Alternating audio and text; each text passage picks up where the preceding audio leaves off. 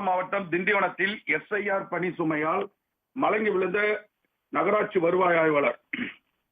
விழுப்புரம் மாவட்டம் திண்டிவனம் நகராட்சியில் நகராட்சி வருவாய் ஆய்வாளராக ஆனந்த என்பவர் பணி புரிந்து வருகிறார்.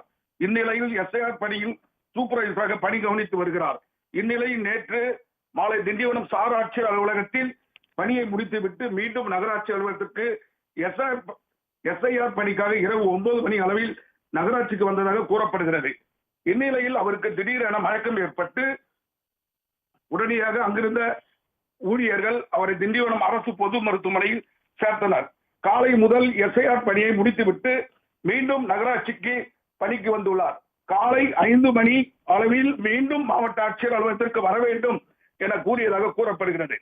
இதனால் பணி சுமை காரணமாக அவருக்கு அதிக ரத்த அழுத்தம் ஏற்பட்டு மயக்கம் வந்ததாக சக ஊழியர்கள் தெரிவித்தனர்.